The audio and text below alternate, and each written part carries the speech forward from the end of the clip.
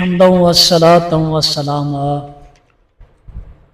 اصول فارسی درس نمبر 58 مرکب جری کا بیان۔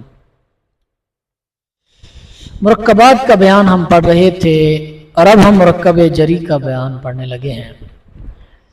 مرکب جری وہ ہے جو جار اور مجرور سے مل کر بنے۔ عربی میں حروف جارہ وہ حروف ہیں جو فعل کے معنی کو اسم تک پہنچاتے ہیں اور جس اسم پر آتے ہیں اس کو جر یعنی کسرہ دیتے ہیں، اور جارہ کا معنی ہے کسرہ دینے والا۔ جس اسم کو یہ حروف جر دیتے ہیں اس کو مجرور کہتے ہیں۔ عربی کے ان حروفوں کے فارسی ترجمہ کو بھی حروف جارہ کہتے ہیں، وہی عربی کی مناسبت کی وجہ سے یہاں بھی ہم حروف جارہ کہتے ہیں۔ فارسی کے حروف جارہ مقدمہ میں گزر چکے ہیں، آگے انہوں نے تمام تر فوائد ذکر کیے ہیں اور یہ فوائد حروف جارہ کے بیان میں آپ کو بہت کام دیں گے۔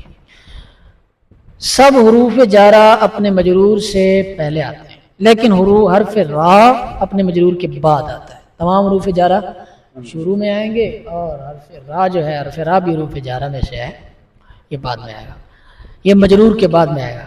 مرکب جری ہمیشہ فعل یا شبہ فعل کے متعلق ہوتا ہے، یعنی ترکیب کرتے وقت جار مجرور کا معنوی رابطہ جس فعل یا شبہ فعل کے ساتھ مناسبت رکھے گا جار مجرور کو اس فعل یا شبہ فعل کے متعلق کریں گے۔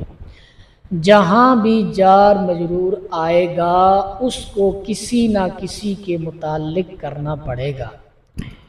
وہ متعلق فعل بھی ہو سکتا ہے اور شبہ فعل بھی ہو سکتا ہے۔ فعل کا بیان پیچھے گزر چکا ہے۔ شبہ فعل سے مراد کیا کیا چیزیں ہیں؟ وہ چیزیں جن میں فعل کا شبہ پایا جا سکتا ہے، فعل کی مثل ہوتی ہیں، اسی وجہ سے ان کو فعل شبہ فعل کہہ دیتے ہیں۔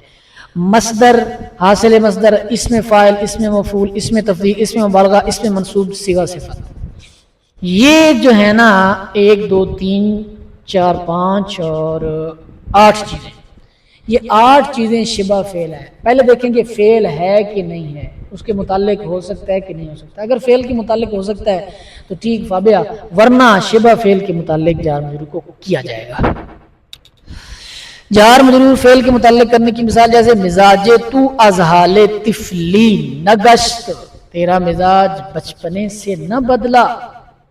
اب دیکھو ترکیب میں پتہ چلے گا، نگشت فعل ہے، مزاج تو مرکب اضافی ہو کر فاعل، از حرف جار، حال طفلی، حال طفلی مجرور، جار مجرور مل کر متعلق ہوئے، نگشت فعل کے فعل اپنے فاعل اور اپنے متعلق سے مل کر جملہ فعلیہ خبریہ ہوا۔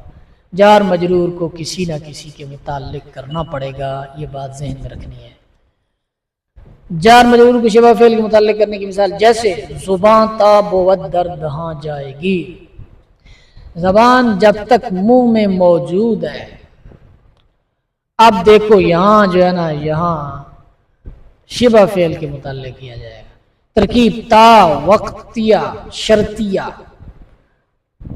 بود فعل ناقص، زبان اسم، اب فعل ناقص آ گیا تو اس کے لیے اسم خبر ہوگا۔ اسم جائے گیر شبہ فعل، در حرف جار، دہاں مجرور، جار مجرور مل کر جائے گیر شبہ فعل کے، شبہ فعل اپنے متعلق سے مل کر، شبہ فعل جائے گیر کون سا صیغہ ہے؟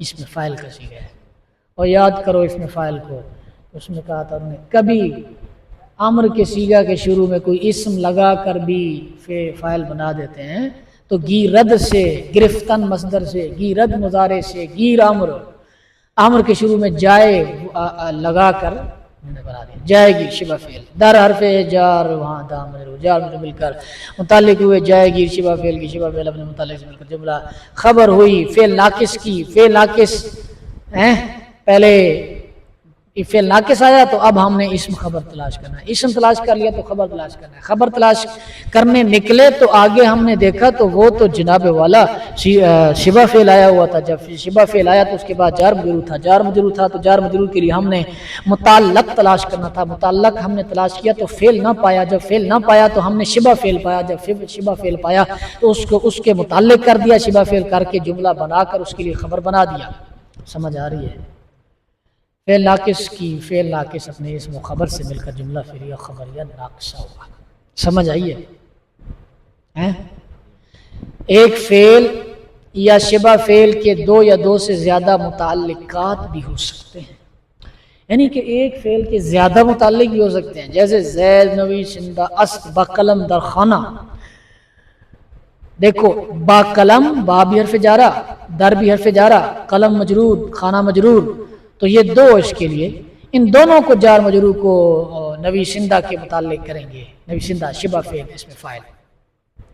ترکیب دیکھ لیں، زید مبتدا نویسندہ اس میں فاعل شبہ فعل با حرف جار قلم مجرور، یہ دونوں مل کر متعلق شبہ فعل کے، در حرف جار خانہ مجرور مفعول فی ظرف مکان، یہ دونوں مل کر متعلق شبہ فعل کے. شبہ فعل اپنے متعلقین سے مل کر، جب دو متعلق ہوں گے تو پھر کہیں گے متعلقین.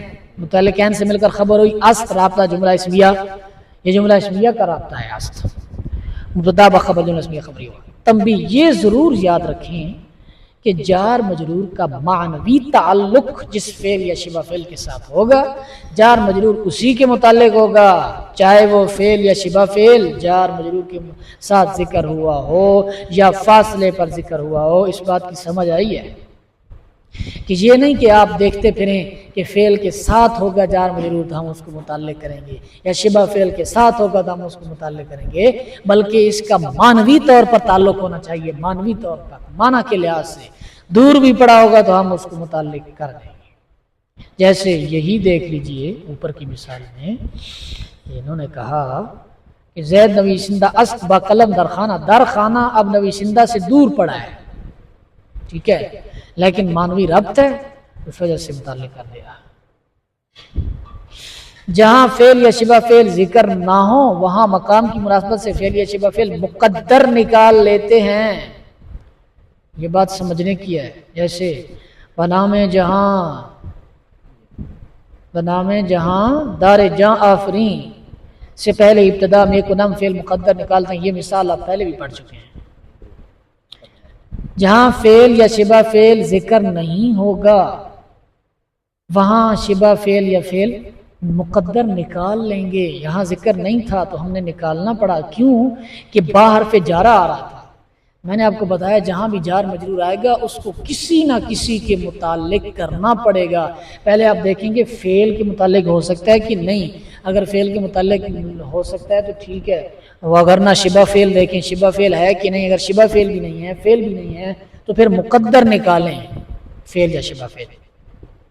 اور شبہ فعل زیادہ تر موجود، ثابت یا حاصل نکالتے ہیں، جیسے زید الخانہ اسد.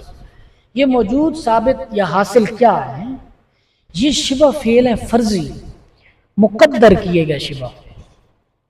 یہ لفظوں میں جب شبہ فعل یا فعل موجود نہیں ہوتا نا تو پھر جار مجرور کو کسی نہ کسی کے متعلق تو کرنا ہوتا ہے.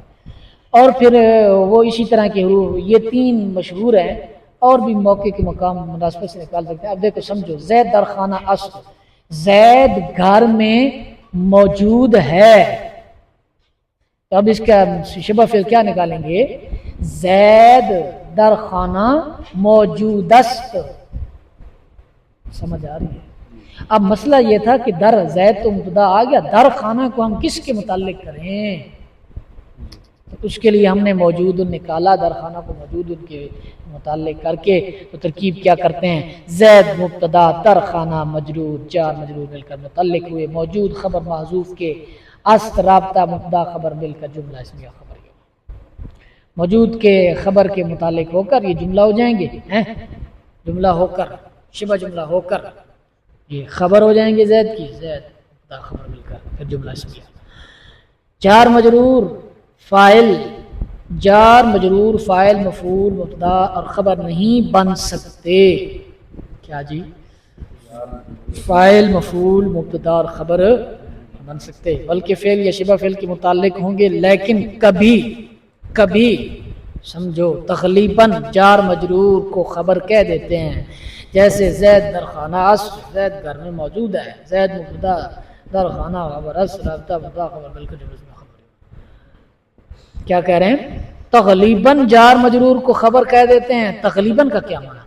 کہ ہوتے تو وہ اسی طرح ہیں، موجود ان کے متعلق ہو کر اور پھر شبہ فعل نکال کر اس کے متعلق ہو کر جملہ بنا کر اس کو خبر ہوتا تو اسی طرح ہے، لیکن وہ بار بار کے تکرار کی وجہ سے بچنے کے لیے بھائی یار ہمیں پتہ چل گیا ہے اب یہ متعلق ہوتے ہیں، تو پھر اس وجہ سے کہہ دیتے ہیں کبھی کہ در خانہ خبر، سمجھ آ رہی ہے، عام بات ہو گئی ہے، یہ معنی ہے تغلیباً کا۔ کبھی چوں اور چوں حرف جار کی بجائے بطور اسم استعمال ہوتے ہیں اور ترکیب میں اسم کی طرح مبتدا خبر اور فاعل مفعول ہوتے ہیں، جیسے زید چون شیر است، زید شیر کی طرح ہے، زید مبتدا چون بمعنی مثل مضاف شیر مضاف الیہ، دونوں مل کر خبر است رابطہ مضاف خبر۔